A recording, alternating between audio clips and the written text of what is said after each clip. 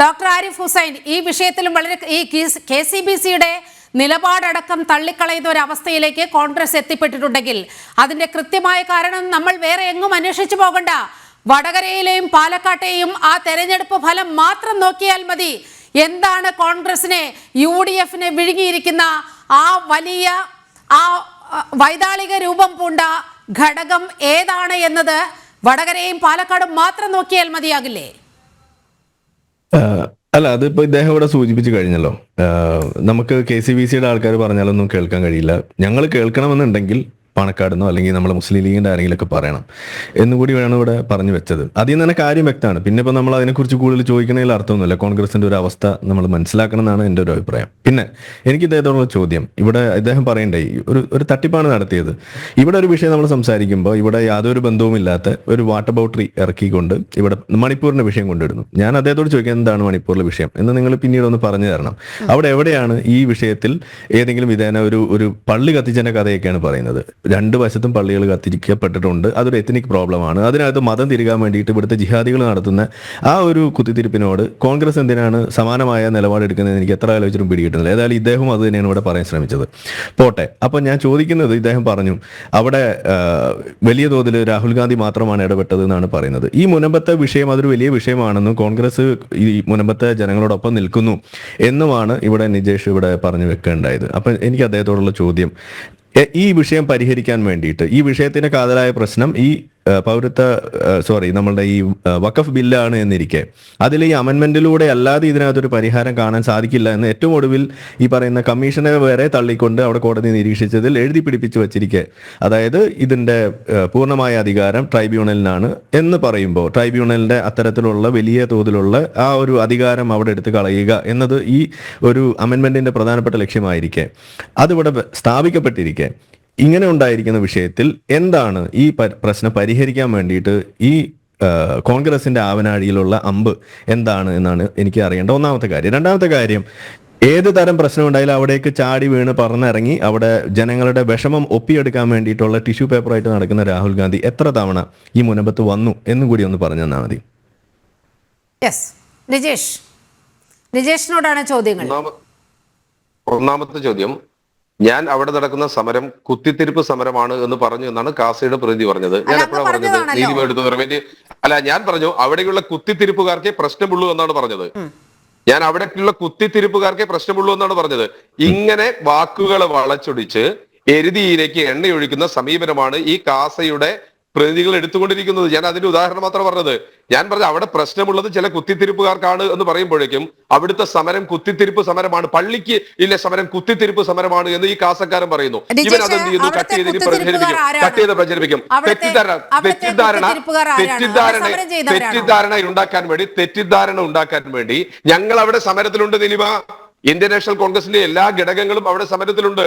ഞങ്ങൾ എവിടെ സമരത്തിനെതിരായ നിലപാട് എടുത്തിട്ടുള്ളത്? നിങ്ങൾ ഈ സംസാരം കേട്ടാൽ വിചാരിക്കുമല്ലോ ഇന്ത്യൻ നാഷണൽ കോൺഗ്രസ് സമരത്തിലില്ല എന്ന്. ഇനി പിന്നീട് അദ്ദേഹത്തിന്റെ പ്രയാസം ഹൈബി മണിപ്പൂരിലേക്ക് പോയതാണ്, ഡീൻ കുര്യാക്കോസ് മണിപ്പൂരിലേക്ക് പോയതാണ്. എന്റെ കാസക്കാര, ഇന്ത്യൻ നാഷണൽ കോൺഗ്രസിന്റെ നേതാക്കന്മാർ എവിടെയെങ്കിലും ഇന്ത്യൻ നാഷണൽ കോൺഗ്രസ് നേതാക്കന്മാർ ഇന്ത്യ രാജ്യത്ത് പ്രശ്നമുള്ളിടത്തൊക്കെ പോകും. അദ്ദേഹം അതിന് ശേഷമല്ലേ ഇവിടേക്ക് വന്നത് എന്നാണ് ചോദിച്ചത്.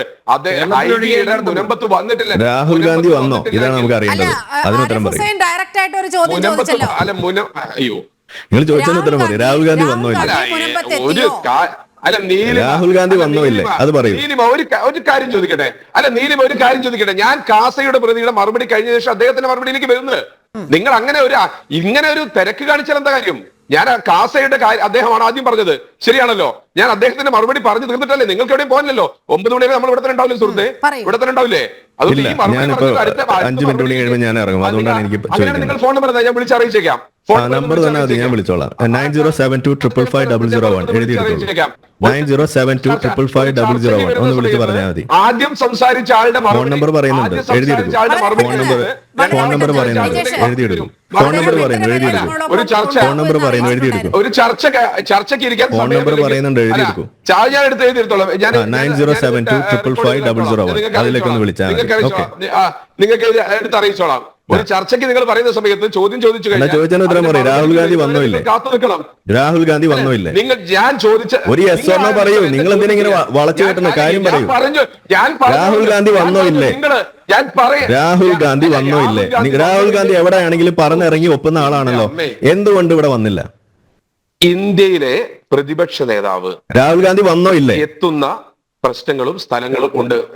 രാഹുൽ ഗാന്ധി വന്നോ ഇല്ലേ? നിങ്ങൾ ഞാൻ മുഴുവൻ ചോദിച്ചു കേൾക്കും മിസ്റ്റർ. രാഹുൽ ഗാന്ധി വന്നോ ഇല്ലേ? നിങ്ങളെ തരികയുടെ ഒക്കെ കഴിഞ്ഞു വെക്കും. ചോദിച്ചതിന് ഉത്തരം പറയും. രാഹുൽ ഗാന്ധി വന്നോ ഇല്ലേ? രാഹുൽ ഗാന്ധിയുടെ രാഹുൽ ഗാന്ധി വന്നോ ഇല്ലേ? സമരത്തിലുണ്ട്. അത് നിങ്ങൾക്കറിയില്ല. രാഹുൽ ഗാന്ധി വന്നോ ഇല്ലേ?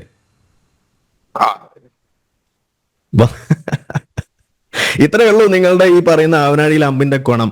ഇതാ ഞാൻ പറഞ്ഞത്, കോൺഗ്രസിന്റെ കഥയൊക്കെ തീർന്നിരിക്കുകയാണ്. നിങ്ങൾ അത് ചുരുട്ടിക്കെട്ടി വല്ല കൊക്കയിൽ എറിയ, അല്ലെങ്കിൽ പാണക്കാട് നമ്മളെ പാണക്കാട് മൂരി അവിടെ നമ്മളുടെ ഇതുണ്ടല്ലോ, എന്താണ് തൊഴുത്തുണ്ടല്ലോ, അതിന്റെ പിന്നിൽ ചാണകക്കുഴി കാണും, അതിൽ കൊണ്ടുപോയി ഇടും. ഓക്കെ, ഇനി വല്ല ഒട്ടകത്തിന്റെ ചാണകം കുഴി വേണമെങ്കിൽ അത് പറഞ്ഞാൽ മതി, ഞാൻ ഏർപ്പാടാക്കി തരാം, അവിടെ കൊണ്ടുപോയി ഇടാം. ഓക്കെ, ഇതുപോലെയുള്ള സംസ്കാരമുള്ള ആളുകളാണെങ്കിൽ നിങ്ങളൊന്ന് സഹിഷ്ണുതയായിട്ട് നിങ്ങൾ ബാക്കിയുള്ള ആളുകൾക്കൊക്കെ സഹിഷ്ണുത പറഞ്ഞു കൊടുത്തിരുന്ന ആളല്ലേ. അപ്പൊ നിങ്ങൾ തിരിച്ചിങ്ങോട്ട് കുറച്ച് സഹിഷ്ണുത കാണിക്കുക. ചോദിച്ചതിന് ക്ലിയർ ആയിട്ടുള്ള ഒരു ചോദ്യത്തിന് ക്ലിയർ ആയിട്ടുള്ള ഒരു ഉത്തരം നിങ്ങൾക്ക് പറയാനില്ല. രാഹുൽ ഗാന്ധി വന്നോ ഇല്ലേ എന്ന് ചോദിക്കുമ്പോൾ അതിന് കൃത്യമായിട്ട് ഉത്തരം പറയാൻ നിങ്ങൾക്ക് സാധിക്കുന്നില്ല. ഇത് തന്നെയാണ് നിങ്ങളുടെ ഇരട്ടത്താപ്പ്. ഇത് തന്നെയാണ് നമ്മൾ പറയുന്നത്. നിങ്ങളുടെ കഥ കഴിഞ്ഞു, നിങ്ങളുടെ രാഷ്ട്രീയം കഴിഞ്ഞിരിക്കുന്നു, അതിന്റെ തിരി കെട്ട് കഴിഞ്ഞിരിക്കുന്നു. അത് കരിന്തിരി കത്തിക്കൊണ്ടിരിക്കുകയാണ്. കോൺഗ്രസ് എന്ന് പറയുന്നത് കരിന്തിരി കത്തിക്കൊണ്ടിരിക്കുന്ന ഒരു വെറും ഒരു ഊച്ചാളി പാർട്ടിയാണെന്ന് പറയേണ്ടി വരുന്നതാണ്. ഓക്കെ, കോൺഗ്രസിന്റെ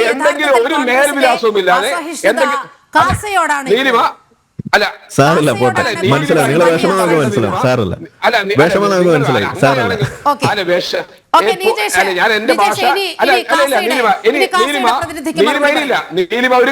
ഒരു കാര്യം എന്റെ മറുപടി കേൾക്കാൻ അദ്ദേഹം തയ്യാറുണ്ട് എങ്കിൽ നിങ്ങൾ പറഞ്ഞു രാഹുൽ ഗാന്ധി വന്നോ ഇല്ല? അതല്ല മണിപ്പൂരിലേക്ക് പോയി എന്ന് നിങ്ങൾ 40 വട്ടം പറയുകയും അതിന്റെ പേരിൽ ബാക്കിയുള്ള ആളെ അളക്കുകയും ചെയ്യുന്ന നിങ്ങളോടാണ് ഞാൻ ചോദിക്കുന്നത്. മുനമ്പത്തെ ഈ പ്രശ്നം തുടങ്ങിയിട്ട് ഇത്രയും നാളായിട്ട് ഒരു തവണയെങ്കിലും രാഹുൽ ഗാന്ധി വന്നോ ഇല്ലേ? പറഞ്ഞോട്ടെ, വന്നോ ഇല്ല എന്ന് പറയൂ. നിങ്ങൾക്ക് മണിപ്പൂരിൽ പോയിട്ടുണ്ട്, മുനമ്പത്ത് വന്നിട്ടില്ല. അത്രേ നമുക്ക് അറിയേണ്ടുള്ളൂ. ഇതാണ് നിങ്ങളുടെ കുഴപ്പം. ഇവിടെ വന്ന കളസം കീറും, അത്ര തന്നെ. അല്ല, ഞാൻ ഇനി ഭാഷ മാറ്റി കഴിഞ്ഞാൽ നീലിമ നമ്മുടെ സംസ്കാരത്തിന് അപ്പുറത്തേക്ക് കാര്യങ്ങൾ. കോൺഗ്രസിന്റെ സംസ്കാരം നിങ്ങൾ വിടാൻ പാടില്ല. ഞങ്ങൾക്കല്ലേ സംസ്കാരം ഇല്ലാത്ത ആൾക്കാര്? നിങ്ങൾക്ക് ഭയങ്കരമായ സംസ്കാരമുള്ള ആൾക്കാരല്ലേ? വൃത്തികെട്ട ചർച്ചയ്ക്ക് വൃത്തികെട്ട ചർച്ചയ്ക്ക് വിളിക്കരുത്. അല്ല, കാസയുടെ പ്രതിനിധിക്ക് മറുപടി പറഞ്ഞോളൂ. ആരിഫ് ഹുസൈൻ, അദ്ദേഹം കാസയ്ക്ക് മറുപടി പറയട്ടെ. വളരെ വിനയത്തോട് കൂടി പറയാണ്.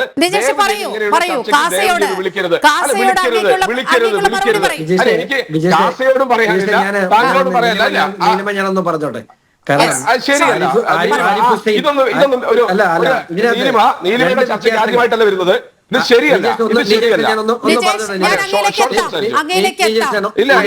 ഞാൻ ഇനി പറയുന്നില്ല. പറയാനൊന്നും ഉണ്ടാവില്ല. സത്യത്തിൽ ഇവിടെ മണിപ്പൂർ കൊണ്ടിട്ടത് നിങ്ങളാണ്. മണിപ്പൂരിൽ കൊണ്ടിട്ട ആള് നിങ്ങളാണ്. അപ്പൊ അത് വെച്ച് തിരിച്ച് ചോദ്യം വന്നിരിക്കും. പ്രിയപ്പെട്ട ദയവായി സഹകരിക്കുക. കാസയ്ക്ക് മറുപടി കൊടുത്തു, ആരിഫ് ഹുസൈനും മറുപടി കൊടുത്തു.